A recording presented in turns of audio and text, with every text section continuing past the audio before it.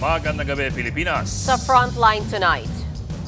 Pangulong Bongbong Marcos may emergency powers na pero hindi pa alam kung kailan ito gagamitin para suspindihin ang buwis sa langis. Habang ang mga senador, nababagalan daw sa aksyon ang pamahalaan. Driver na hindi nabigyan ng ayuda nakipag face-to-face kay DSWD Secretary Rex Gatchalian. At sa gitna ng pila sa ayuda, may hinimatay. News 5 exclusive, grupo na sangkot sa mga serye ng panloob sa mga bahay, pagnanakaw ng motor at pango-hold up timbog sa isang bahay sa Cavite. Sa pulsa video, lalaki pinagbabaril ng umano'y miyembro ng gang sa India. VP Sara Duterte hindi sumipot sa pagdinig ng Kamara sa impeachment complaints laban sa kanya. Pero binatikos ang House Justice Committee na tinabla naman ng mga mambabatas. At sa showbiz, dagdag sa international gig ng SB19 ang Summer Sonic Festival sa Japan.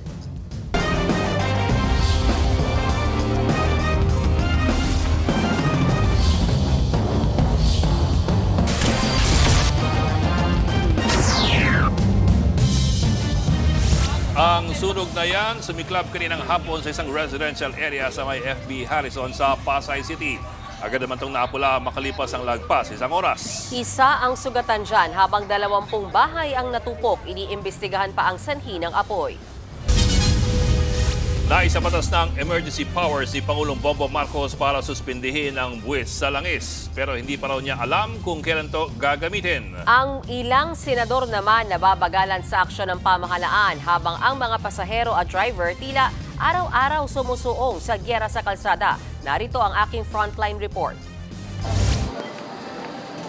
Mandirigma kung ituring ang mga commuter sa bansa. Paano ba naman? Para kang sumasabak sa giyera kung makapagsiksikan at balyahan. Ang ilang pasahero ng MRT at LRT napansing dumami ang mga sumasakay simula nang tumaas ang presyo ng petrolyo. Lalo na't may 50% discount para sa lahat. Minsan po, lalo kapag rush hour, super overwhelming niya po. Sobrang siksikan. Most of the time po, parang mas nagiging hassle po yung pagko-commute sa LRT, MRT. Kahit sabihin po natin mas naliles yung pamasahe kasi mostly po siksikan po talaga. Kapag matagal po lalo yung interval, mas dadami po yung nag-wait. So siksikan po lalo yung mga tao.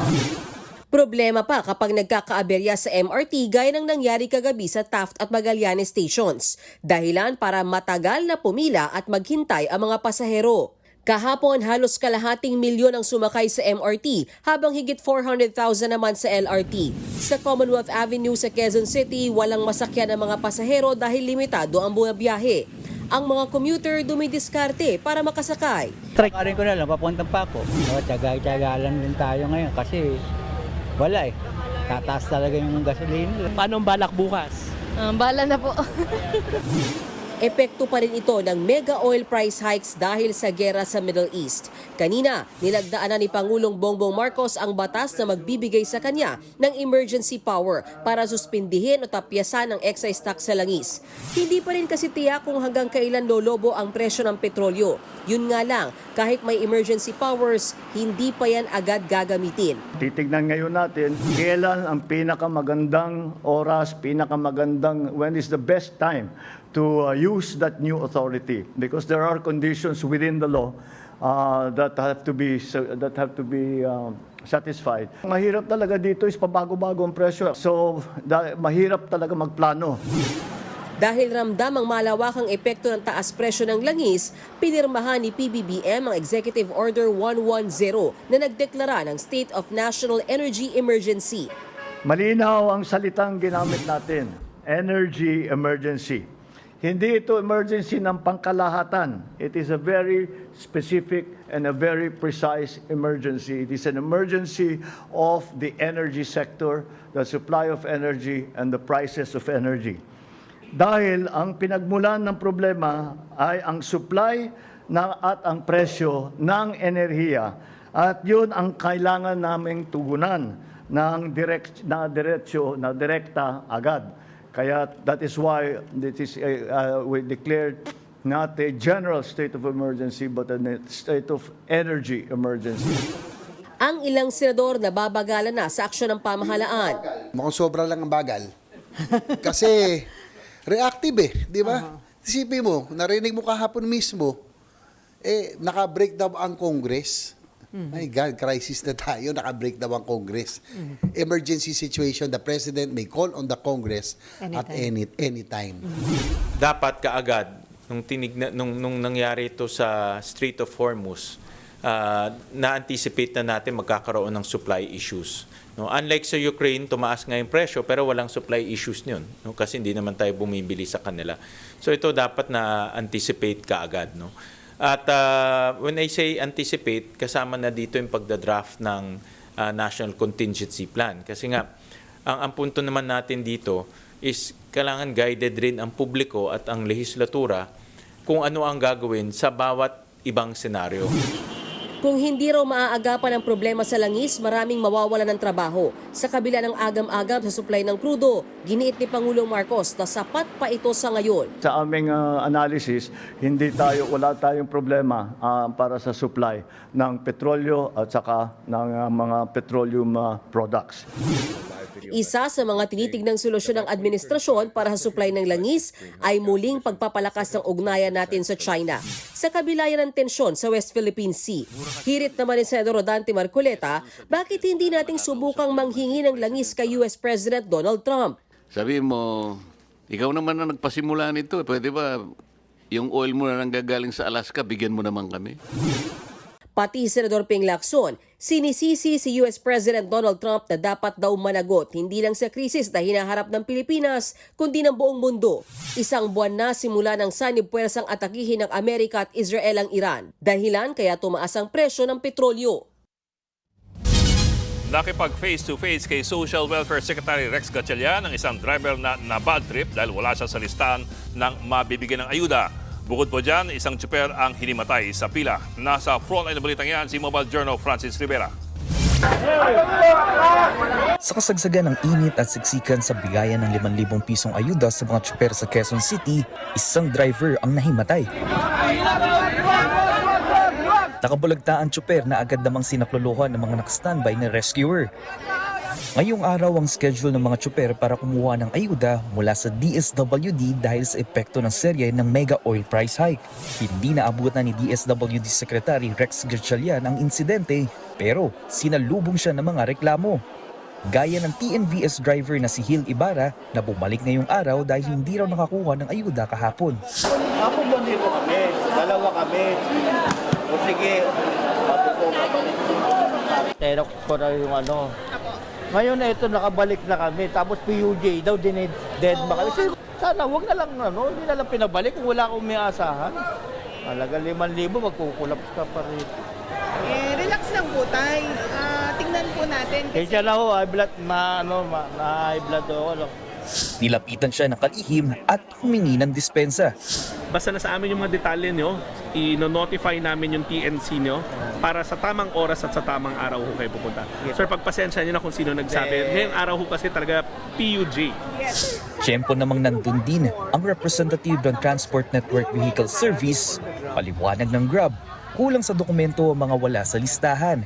Pero tingin ng kalihim, ang mga nawalang pangalan ay yung mga tempo driver o yung mga aktibong driver na walang prangkisa mula sa LTFRB. We saw their documents, suspicious. We told them, please verify. Give us additional proof that legitimate ko from LTFRB sila prangkisa. But sir, nung hindi na-verify, tinanggal, sir, si chairman before on LTFRB. Suspicious sila, di dapat pinalisa sa system. Sir, tinanggal na nga, sir. Kapag hinarap ko sa'yo, tapos ma-prove ko talaga. Yes, sir, ako. Ano kayo, aamin na kayo. Sir, saan po? Aamin na kayo na you guys are adding more to your system na hindi na dinideclare. Sir, if they say that they are still receiving we were happy to discuss, sir, that. Aminado si Secretary Gatchalian na problema nga nila ang mga wala sa listahan. Matapos sa Quezon City, pinuntahan din ni Gatchalian ang bigayan ng ayuda sa Maynila. Pero problema rin doon ang mga wala sa master list, kaya ang mga tsuper dismayado. Excited na sana ako para may pera ako, kaya wala yung pangalan ko. Nag-invite na lang kami. Try na lang daw namin ng pera po. Malaking bagay yun kung sakaling kami makatanggap. Kaya nagpupursige po kami dito. Pero siyempre malungkot din kami dahil wala pa. Wala kami sa listahan. Paliwanag ng LTFRB, sa ibang lungsod o probinsya nakarehistro ang ilang tsuper. Sa mga hindi nakakuha, tiniyak naman ng pamahalaan na mayroong ilalaang special payout para sa ayuda. Nagbabalita mula sa Frontline, Mobile Journal Francis Rivera. Nagpagasolina sabay tumakas umanong isang motorista sa Karkar, Cebu. Ang mga ganyang insidente iniimbestigahan na. Nasa frontline ng balita si John Aroa ng News 5 Visayas, exclusive. Nag-viral sa social media ang isang kuha ng CCTV kung saan makikita ang pulang kotse na ito. May temporary plate ang sasakyan, ibig sabihin bago pa lang. Pero kahit bago pa lang, nasangkot na agad ito sa gas and run. Matapos nitong magpakarga sa isang gasoline station sa Karkar, Cebu, dali-daling sumibat ang driver ng di nagbabayad. Pinuntahan ng News 5 ang gas station pero tumanggi nang humarap sa camera ang manager nito. Pero anya, nangyari ang insidente nitong Lunes. Nagpagasolina raw ang motorista ng 500 piso at magbabayad gamit ang e-wallet. Kaya kinuha muna ng pump boy sa cashier ang payment terminal machine. Pero pagbalik niya, wala na ang sasakyang nagpagas. Agad namang natuntun ang may-ari matapos makipag-ugnayan ng gasolinahan sa auto dealer. Humingi ng tawad ang driver at sinabing nakalimutan niya raw magbayad. Sa huli, nagkasundo ang dalawang panig matapos magbayad ng driver ng 500 pesos. Kaya inalis na rin ng uploader ang viral post pero kahit nagkaarigluhan na, iniimbestigahan pa rin ng Land Transportation Office ang nangyari. Pag napatunayan, Be either a suspension or a revocation of the driver's license. Because it was used to commit a crime. We will be conducting an investigation but the first step would be the show cause order. Pa-issue po tayo ng show cause order kaagad kasi kung hindi po pwedeng yung mga ganyang ugali. Nagbabalita mula sa Frontline, John Aroa, News 5, Visayas! Sa halip na maging masaya at espesyal, naging bangungot ang first birthday ng isang batang babae sa Davao de Oro. Nag-amok kasi sa mismong selebrasyon ang kanyang ama. Narito ang Frontline exclusive report.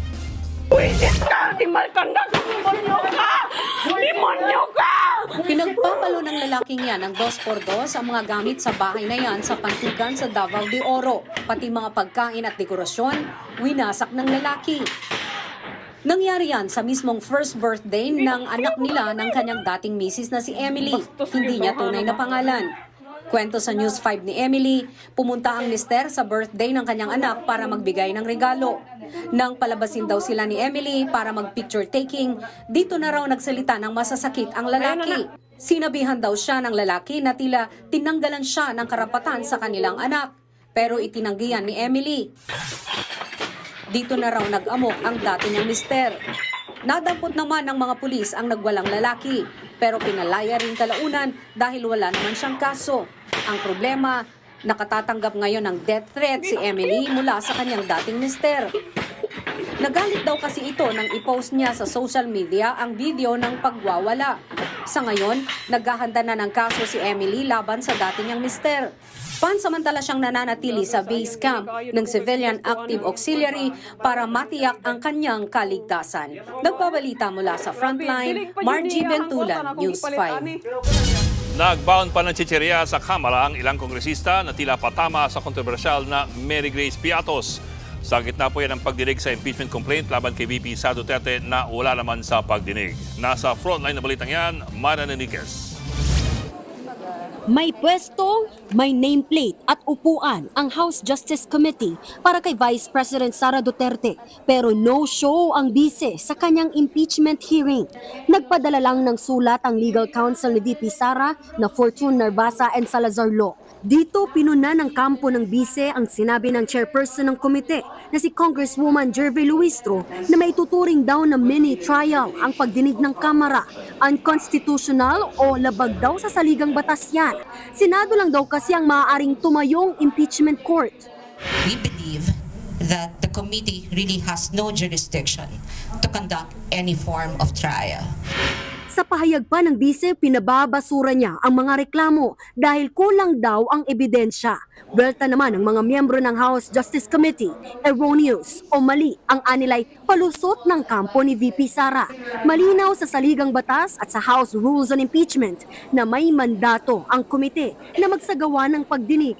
Sa Article 11, Section 3.2 ng Konstitusyon, nakasaad na matapos ang hearing ng komite at ang botohan ng mayorya ng mga miyembro nito, kailangan isumite ang committee report sa loob ng 60 session days. The use of mini trial by some members of the Justice Committee is intended only to make a distinction between the proceeding before the Justice Committee and the trial which will happen in the Senate. This particular position of the councils and of the Vice President herself is basically a legal word salad. Ibig sabihin po, wala po itong batayan sa katotohanan. Ito po ay legal na pagpapalusot. Pinasasabina pa ng komite ang ilang testigo na kakailanganin sa paggulong ng impeachment hearing. Kabilang dyan ang umano'y bagman ni VP Sara na si Ramil Madriaga, pati si Attorney Gloria Camora ng Commission on Audit, Intelligence and Confidential Funds Audit Office. Pinatatawag din si Attorney Michael Poa na dating Chief of Staff at spokesperson ni VP Sara sa Department of Education. Yan ay kahit kasama si Poa sa listahan ng mga tatayong abogado ng bise sa impeachment. Sagot ni Poa, I will wait for the subpoena. Titingnan ko kung ano yung laman ng subpoena, but definitely I'm willing to attend. No, wala akong any intention to evade. I will answer the questions as the best way I know how based on my personal knowledge. pinasasabina rin ng komite ang mga dokumento sa Philippine Statistics Authority kaugnay sa mga taong tumanggap umano ng acknowledgement receipts ng DepEd at OVP.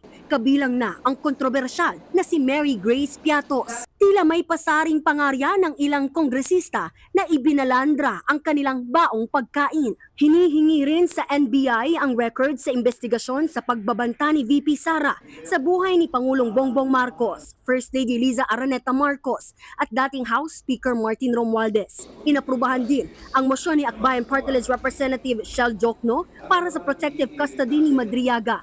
Magpapatuloy ang pagdinig ng House Justice Committee sa April 14 para tignan kung may probable cause o sapat na basehan para umusad pa ang mga reklamo. Iimbitahan daw muli ng komite si VP Sara para dumalo rito.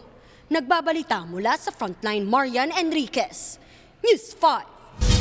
Makikipag-usap sa gobyerno ang mga dayuhang opisyal ng online gaming app na Roblox matapos taningan ng gobyerno. Ayon sa Cybercrime Investigation and Coordinating Council, darating ang mga Roblox officials sa bansa sa April 7, 8 at 9. Lagpas yan sa ibinigay na deadline ng CICC na April 3. Kaya pinag-aaralan kung itutuloy ba nila ang ban o hihintay nilang makarating ang mga opisyal. Nakaharap ang Roblox sa issue ng child exploitation at drug trafficking. Ayon sa gaming app, nagpatupad na sila ng mga hakbang para maprotektahan ang mga naglalaro nito. Ngayon pa lang sinasabi ko na ho sa kanila, lahat ng safeguards sila hindi ho sapat para protektahan ang ating mga kabataan. So kung pumunta lang sila dito para mag-explain, wag na lang sila pumunta dito. Nagbabadyang tumaas sa 30 pesos kada kilo ang presyo ng LPG. Ibig pong sabihin yan, sa kada tangke, nasa 330 pesos ang dagdag. Nasa frontline na balitang yan si Mon Gualvez. One of our major problems now is LPG. Maybe we can lower the consumption for a bit until we get the supply coming in. We have 25 days for LPG, ma'am. Ito ang naging anunsyo ni Energy Secretary Sharon Garin sa pagdinig sa Senado kahapon. Ibig sabihin, kulang na lang ng isang buwan ang itatagal ng supply ng LPG sa bansa, kasunod pa rin ang epekto ng giyera sa Middle East. Isa tuloy sa mga namomroblema ang karinderyang ito sa Mandaluyong na gumagamit pa naman ng 4 na tangke ng LPG kada araw. Umaabot daw kasi sa 17 tangke ng LPG ang kanilang nagagamit o nauubos kada linggo. Pag tumaas ang LPG, tataas, magsasabay ang bigas, kuryente. Ang iniisip kong alternatibo sana is electric. Pero ganun din tataas. Ang uling, magkano isang sako? 800 to 1,200, 800 maliit na sako, 1,200 malalait na sako. Mag-LPG na lang ako. Ayon naman sa LPG Marketers Association, maaaring mapahaba pa ng 45 days o hanggang May 15 ang supply sa bansa. Sa pagtaya, posibleng umabot sa 30 pesos kada kilo ang itataas ng LPG sa susunod na buwan o 330 pesos sa kada tangke. Pinakamataas na yan sa kasaysayan. Papatong pa yan sa kasalukuyang presyo ngayon na naglalaro sa lampas 800 piso hanggang higit 1,100 pesos. So, itong mga bansang ito na pinagkukunan, di hamak na mas malayo. The freight cost is more expensive. At the same time, yung travel time na dati-rati Middle East, you can be in the Philippines in 13 to 15 days. Ang US and Canada, you might be in a range of 45 to 60 days bago ka makarating dito.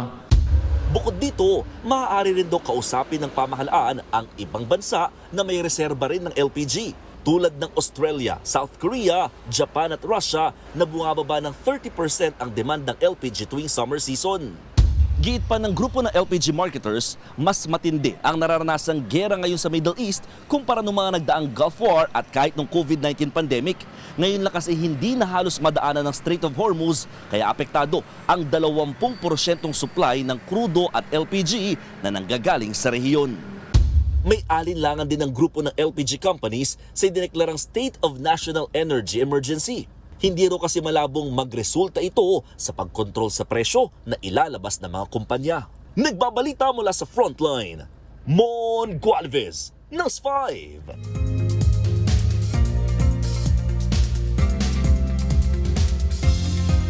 Mga kapatid, nagbabadyang maranasan ng El Nino sa bansa. Ayon sa Pag-asa, tumaas sa 62% ang tsansa na mabuo ito simula Hunyo hanggang sa katapusan ng taon. Nagkakaroon ng El Nino dahil sa labis na pag-init ng katubigan sa gitna at hilagang Pacific Ocean. Pero sabi ng Pag-asa, hindi ito makakaapekto sa tag-init. Ang posible raw maapektuhan ng El Nino ay ang tag-ulan, kung saan posibleng mas maraming bagyo ang mabuo sa bansa. Sa kabila niyan, pumalo pa rin sa 44 degrees Celsius ang highest heat index o damang init kaninang hapon sa Dumangas, Iloilo. 42 degrees Celsius naman sa Borongan, Eastern Samar. Nasa danger level yan, kaya iba yung pag-iingat mga kapatid. Meron na raw peace plan ng Amerika at Iran. Ayon po yan kay US President Donald Trump. Pero ang sabi ng Iran, hindi yan totoo. Baka raw sa kanyang sarili nakikipagnegosasyon si Donald Trump. Narito ang report. Lumiyab ang isang gusali sa Erbil sa Iraq. Sumiklab naman ang isang fuel tank sa Kuwait International Airport. Habang sa Israel, patuloy na umuulan ng missile mula sa Iran. Hindi rin naman tumitigil sa pagganti ang Israel. Ang panibagong puntirya nila, ang Bushehr Nuclear Power Plant sa Iran at ang bahagi ng Tyre City sa Lebanon.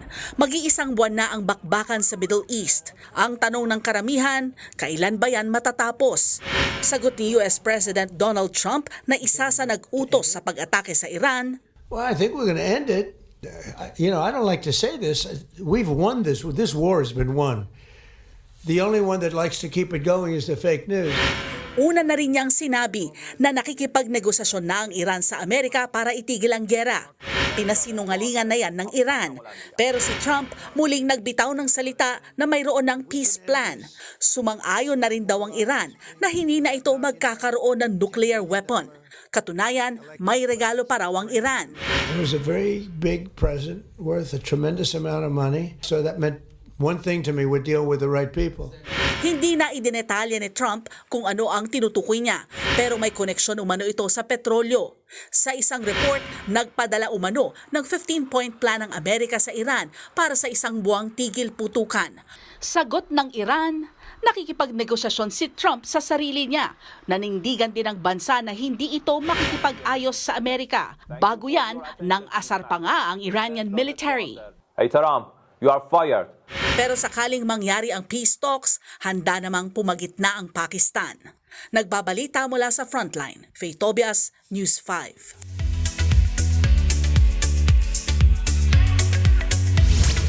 Showbiz Tonight na tayo. Ramona is in. Ipinakita na ni Andrea Brillantes sa publiko ang alter ego niya na yan for the first time. Habang si Ashtin Olviga maglalampaso raw at magdidisco bilang si Annie Patumbakal. Nasa frontline ng balitang yan si MJ Marfori. Andrea out, Ramona in. For the first time, nagpakita na ang alter ego ni A Secret and Proud star Andrea Brillantes sa isa sa pinakamalaking music event ng taon sa bansa, ang Billboard Philippines Women in Music 2026. And just like Andrea, head turner din si Ramona. Hindi ako yun talaga. Sino si Ramona? Eto, nagpapakilala pa lang siya ngayon. Let's just say, totoo talaga siyang tao at hindi siya natatakot na sabihin kung ano yung nararamdaman niya at ipaglalaban niya kung anong tingin niyang tama. Kaka-release pa lang ng kanyang unang kanta na Gaga. Pero may hundreds of thousands of views na agad ito sa YouTube. Dami kasi lagi controversies. Lagi yung nag-iisip ng ano ba ang tamang timing para ilabas ko yung mga kanta ko nang wala nang maapektuhang iba. Naisip ko hindi yun posible. So ilalabas ko na lang sila dahil passion ko din talaga ang music. Dumalo si Ramona sa Billboard event kung saan kinilala ang mga kababaihang nangunguna sa music scene sa bansa. Itinanghal na Woman of the Year ang nag-iisang Asian songbird na si Regine Velasquez Alcacin. People's Choice Awardee naman si Ashton Olviga. Totoo nga ba ang balitang siya ang susunod na bida sa Ani Batumbakal the Musical? Hindi ba? Wala pang auditions po doon. Mas okay kung mag-audition para mas makuha kung sino ba yung talagang bagay sa role. Congratulations sa lahat ng mga kababaihang patuloy na lumilikha ng kanilang marka sa mundo ng musika. Nagbabalita mula sa Frontline, MJ Marfori, News 5. Susunod, 5 suspect sa serye ng mga nakawan sa Cavite at Metro Manila arestado. Babaeng nasa bahay na nagawa pang nakawan ng riding in tandem. At matapos maiyak noon dahil sa isyong buntis siya, Queen Yasmin merong kinumpirma ngayon. Magbabalik pa ang Frontline tonight.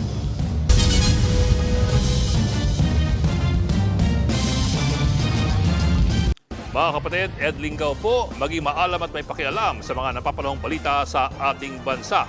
Para sa mas malilimang pagtalakay at paghimay sa mga issue at headlines, mag-follow at mag-subscribe sa social media pages ng News 5.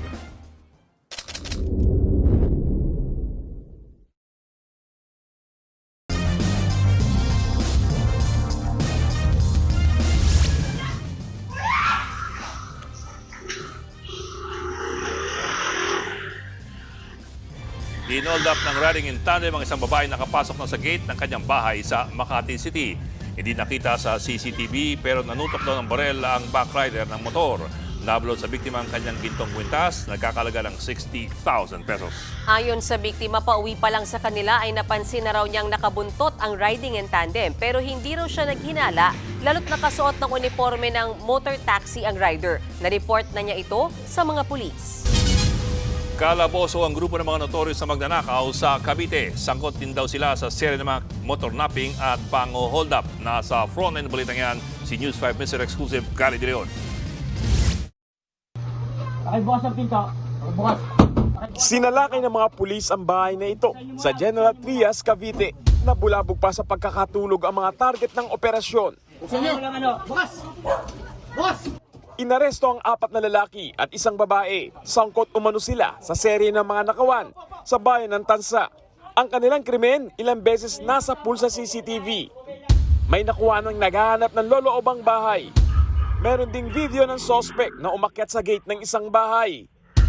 Eto pa, nasa pool din sa CCTV ang suspect na dumiretso sa garahe ng isang bahay. Saktong natutulog noon ng mga biktima, kaya tiba-tiba ang kawatan. Natangay niya ang mga alahas at gadget pati na ang isang motorsiklo. Base pa sa investigasyon ng mga pulis, lumilitaw na ang grupong yan din ang sangkot sa mga serye ng holdapan sa convenience store sa Cavite at Metro Manila. Meron daw silang member ng grupo na kayang buksan ang nanakaw nilang cellphone kahit pa may password ito. Ibi-breach niya yung passcode, i-exhaust niya yung online banking ng biktima. And then after nun, yung cellphone technician, hindi na ibebenta yung cellphone. Kakalasin niya na, i-separate niya into parts. Yun ang binebenta niya. Na-recover sa kanila ang isang granada at baril. Nabawi rin ng motorsiklo pero wala na mga ninakaw nilang pera, alahas at gadgets. Maharap sila sa reklamong carnapping, robbery at illegal possession of firearms and explosives. Nagbabalita mula sa Frontline, Gary De Leon, News 5. Ipinamahagi na ang libu-libong balikbayan box ng mga OFW na ilang taong natenga sa Port of Cebu. Ayon sa Bureau of Customs, higit 13,000 balikbayan boxes ang naiwan sa pantalan matapos abandonahin ng ilang cargo forwarding companies. Hindi umano nabayaran ng mga kumpanya ang milyon-milyong pisong buwis kahit pa nagbayad ang mga nagpadalang OFW. Sasampahan ng large-scale estafa at cybercrime ang 19 na kumpanya na nag-abandona sa mga balikbayan box. Naglaan naman ang Department of Finance ng 30 million pesos para masiguro ang maayos na ipapadala ang mga balikbayan box.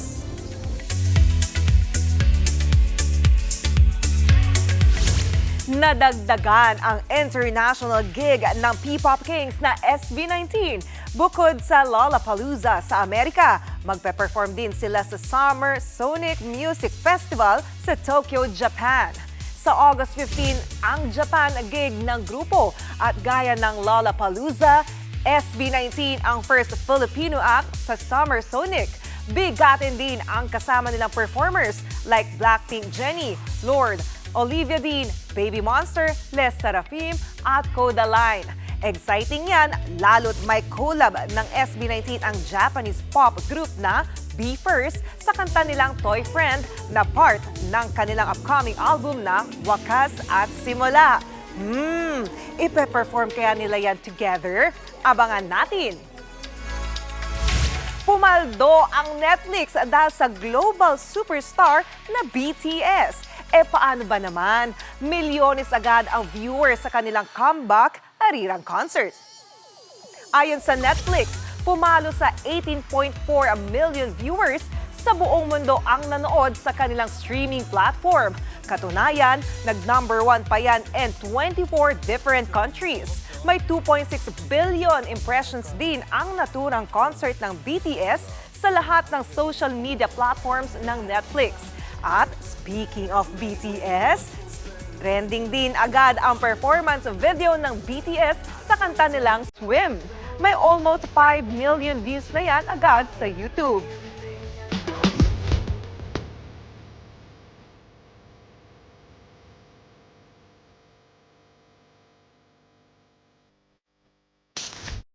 Susunod, gang member pinagbabaril ang isang driver sa India.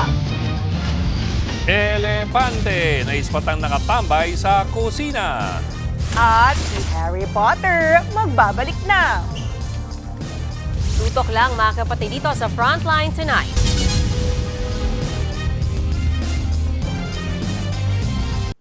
Mga kapatid, Mean Los Baños po, huwag magpahuli sa mga balita at impormasyong dapat ninyong malaman. Para sa mas malawak na balitaan at diskusyon, mag-follow at mag-subscribe na sa social media pages ng News 5.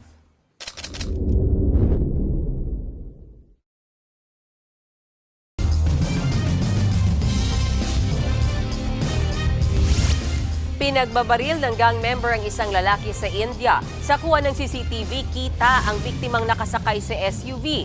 Nilapitan siya ng gunman saka pinaputukan. Nakapagmaneho pa ang lalaki pero sinundan siya ng suspect habang patuloy na binabaril. Tinamaan ng bala ang biktima sa tiyan, dibdib at braso na kanyang ikinamatay. Ang pagpaslang inako ng notorious na gang sa India. Member daw kasi ng kalaban nilang gang ang biktima. At sa India pa rin, isang elepante ang spotted sa kusina ng couple sa isang police training college. Nilantakan ng elepante ang nakaimbak na bigas at harina sa kusina. Wala namang nasaktan at ligtas na napalabas ng campus ang nasabing hayop. Hindi raw itong unang beses na may nakapasok na elepante roon. Madalas pala, nangyari na raw yan noong 2022 kung kailan may isang nasugatan. Abangan, babaeng nagkunwaring patay para raw makatakas sa utang, binuhay ang samot-saring memes. At ang pasilip sa TV series version ng Harry Potter. Tuloy-tuloy ang balitaan dito sa Frontline Tonight.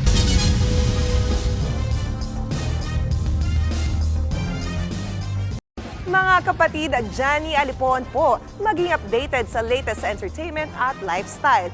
Huwag magpahuli, mag-follow at mag-subscribe na sa social media pages ng News 5.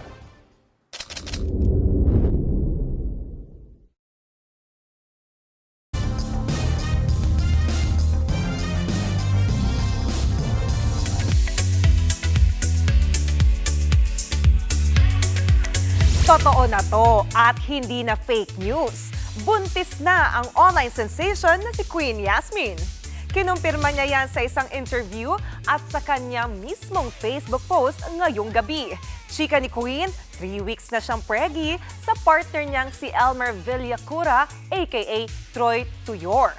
Bago yan, last January lang, nang i-deny niya ang usap-usapang buntis siya. Naiyak pa nga si Queen Yasmin that time sa isang video. Pero ngayon, totoo na to. Congrats, Queen! Heads up, Potterheads! May first look na ang much-awaited TV series ng Harry Potter. Sa kanilang social media post, ipinakita na nila ang isang eksenang nakatalikod na si Harry, played by Dominic McLaughlin. Suot niya dyan ang kanyang iconic Gryffindor cloak with number 7. Nakatakdang ipalabas ang Harry Potter TV series sa 2027 sa streaming platform na Max. At yan ang latest and hottest sa Frontline Showbiz tonight. Ako si Johnny Alipon. Happy Wednesday, mga kapatid.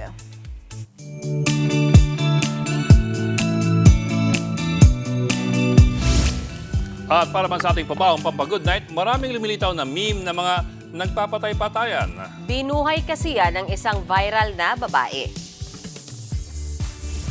Yan po ang babaeng nagkunwaring patay para makatakas daw sa utang.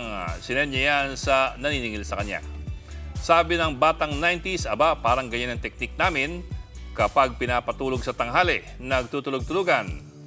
Ang iba naman, ganyan daw sila kapag tapos ng masingil sa online shopping. Parang wala ng energy. May mga kaibigan naman tayong nagtutulog-tulugan para makatakas sa tagayan. Uy, pero katuwaan lang po yan, ha? Pero ang weird kung yung nagtulog-tulugan, siya ang nag-send ng picture dun sa naniningil sa kanya. Siya din. Siya din. Malamang buhay ka, di ba? Pero ako guilty ako doon nung Ha? Sa nagpapatay-patayan? Huwag naman ganun. Nagtutulog-tulugan. Hindi pa ako tapos, wait lang. Kinapakaba mo Pero kami. guilty ako doon kasi nung bata ako, yung mami ko, Na pinapatulog tuwing hapon. Eh gusto ko maglaro sa labas. Eh di hindi ka rin nakalaro kasi nagtulog-tulugan ka. Ano lang, pagpapretend lang ako. Pero alam mo yung... Hindi, kasi syempre pipikit ka. Pag gusto niya aircon, hintay mo mga 10-15 minutes, di ba? Tapos? Bangon na ako, gano'n, acting ako.